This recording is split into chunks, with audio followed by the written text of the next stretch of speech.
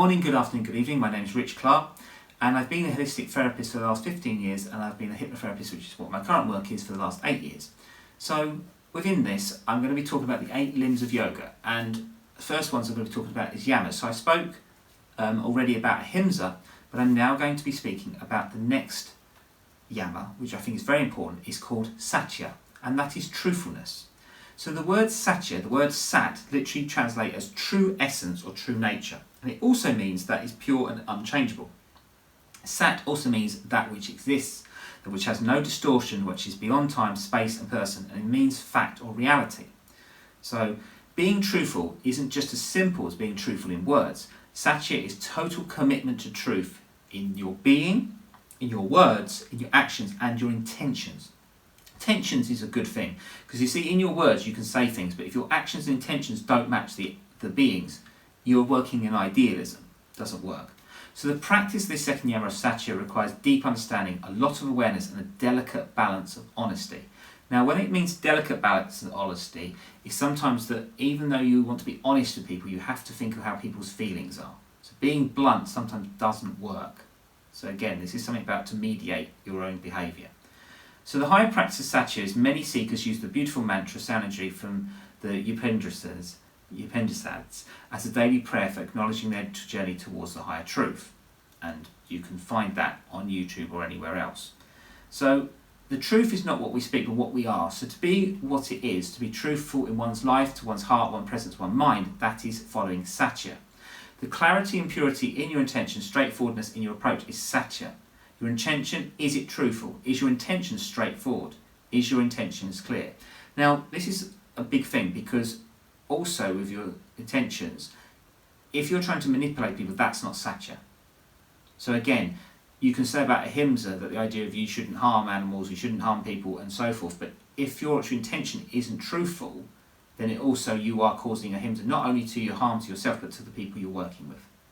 So this is why it's always important to understand how a previous yama can work with a secondary yama and so forth. And again, the idea is you're supposed to abide to all of them. Again, these are our rules, but again, like rules, they do get bent and they do get broken. So again, it's the idea of sticking to it, coming off the saddle like you do on the horse and getting back on again.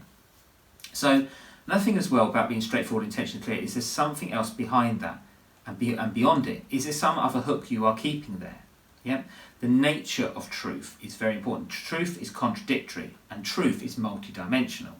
So it's not always black and white. There's many grey areas, especially in the world we're in as a hypnotherapist and a holistic therapist. You see, the thing is, what one truth is to one person is it can be a falsehood to someone else, and then it also is finding the truth which aligns with people. That's really difficult because most people are contradictory and hypocritical. So it's very difficult to get right. At the surface level, it might appear as conflicting and contradictory, but really not if you go slightly deeper and understand the context. So the truth is one, but the intelligent one expresses it in many ways. And so committing to satya is practicing satya in daily life. So honest communication and living a life of integrity are the foundation for all our relationships within others, with ourselves and others, and the society as a whole. That's why the practice of satya is so essential for living a happier, more fulfilled life at both the professional and personal level. So being genuine and authentic, this is probably one of the hardest things in satya. Life is about being true to yourself, reflecting your actions from that space. When we are natural with others, we start feeling at home, no matter whether we are in the company of complete strangers or our best buddies.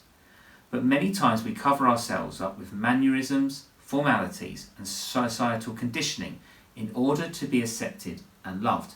And societal conditioning, especially when we work with hypnotherapy, we find out a lot of social conditioning is why people have triggers and reactions to things and how they have blockage and hurdles, right? So hypnotherapy works very well at getting people to become their true satya self. We should remember that our true selves are our best selves, and it's all right to be our real selves. The issue, what we've always been told, especially for children, is stop acting like that, stop doing this, even when you're adults, stop doing that, stop acting childish, stop being immature. But that is part of how we are as divine children. It's the idea of we are being true to our natural inner light of ourselves. So this includes things, talking about things that really matter, what we believe in, instead of engaging in mindless chit-chatter or gossip. Yeah? So being gossiping is not true self. So that's actually a form of ahimsa, because you like to see the the people who are actually suffering. And you don't want to do that. The idea is people have realities which are different to ours, and there's some people you can help their reality and some people you can't. Some people have to go through that with their karmic debt to actually get through to their dharma, to then get to their form of satya, of truthfulness. Yeah? And when people sense that you're sincere in your words and actions, okay?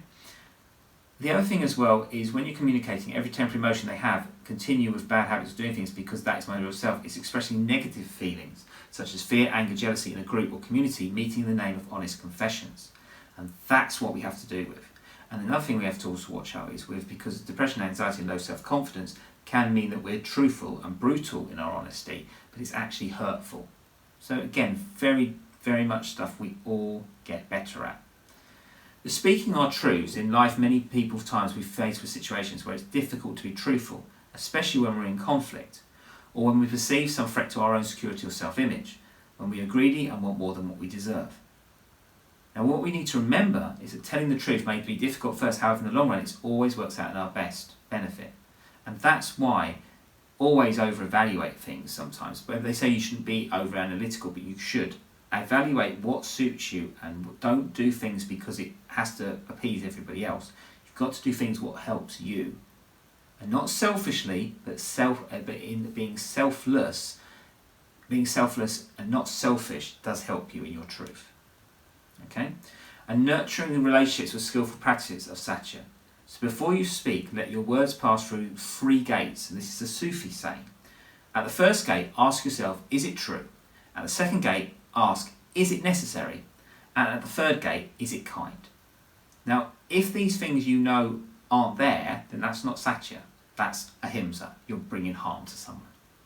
Okay? So these are all these things you have to do and keep thinking and working on. And again, also find the purpose of life is seeking your truth. And that is asking honest questions like, what is your purpose of your life? Who you are? Who am I? Am I making a difference on this planet? Am I making a difference to my family? And so forth. And this is where we have to understand of where we are, what we want to do, and how we work within that. And that is literally what Satya is. And hopefully, within that, we get better with that.